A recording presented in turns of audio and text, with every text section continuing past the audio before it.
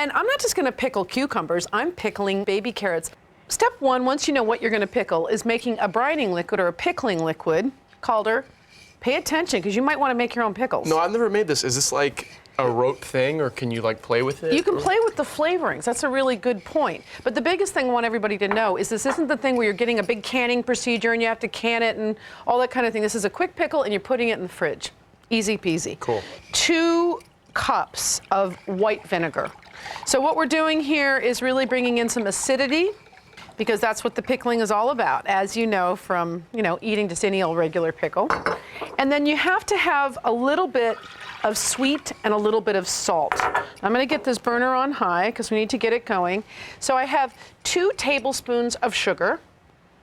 And think about when you eat a pickle and you're just so attracted to that crunch and that flavor, it really is that balance of tang and sweet and salt that's really attracting you. So the vinegar, the salt, and the sugar are like what you're getting those flavors from? Yeah, it's just a balance. It's like all of cooking is just a balance of trying to seek those flavors together. So I have 1 tablespoon plus 1.5 teaspoon. And that's the other thing. It may seem, well, why are you just doing 1.5 teaspoon of salt? Well, when you get your ratios down, that's another thing about cooking is ratios. You want to stick with it. So this, I'm just going to stir this around a little bit and let it get dissolved and bring it to a boil. Now, the other reason I wanted to make pickles is because the location we had Calder's party, his graduation party, we chose this farm up in Vermont that's so beautiful, and they had this giant garden. So I thought, well, why not just take these fresh vegetables from the garden and pickle them, which you can do if you have a garden, but we have so many great farmers markets around now, and the market carries so many beautiful things. So pickling liquid is going. Calder is peeled these beautiful little baby carrots. You could use regular carrots. Well, they're not baby carrots, they're just small carrots, right? Yeah, they're small carrots, that's correct, but they're picked, kind of younger, like you. All right, take this and slit it. This is a Serrano chili. You could use a jalapeno chili. You know why you would slit it?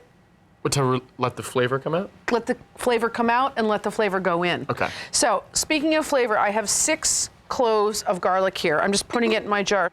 Carefully slice the chilies on a couple sides. Gently or?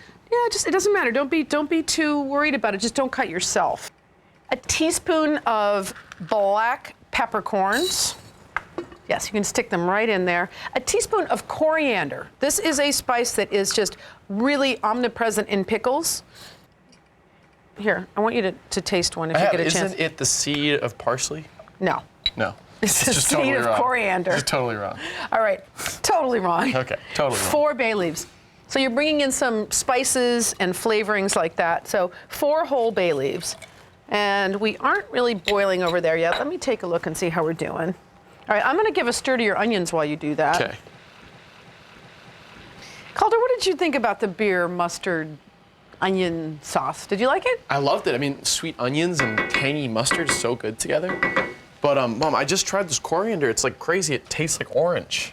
I actually use orange and coriander a lot because they're, Really? You notice that. That's how flavors come together when you're cooking, is you just let one lead you to another.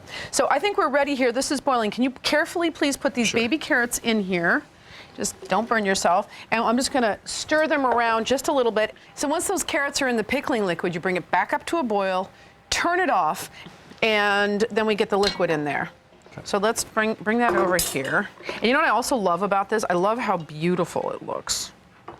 When it's already, the greens. Yeah, and the bright orange. And did you know that actually this pickling liquid here is a secret ingredient in another thing that we made for our burger party? I don't even know if you know this. What was that? You're gonna have to find out. Okay. All right, so I'm gonna get these carrots in here and then pour this pickling liquid in here, let it cool completely, and then it can go live in the refrigerator for actually quite a long time, like 6 to 8 weeks. Oh, well, yeah, that's the point of pickling, right? Yeah, so if you actually are gonna have a party and you wanna get stuff done in advance, this is a great thing to get done in advance. Thanks for watching. Hungry for more? Click here for more great recipes, and to subscribe, click here. Check back every week for more craveable recipes, leave a comment, and tell me what you think. And don't forget, head over to our other channels for Everyday Food with Sarah Carey, Martha Stewart Weddings, and the Martha Stewart Channel.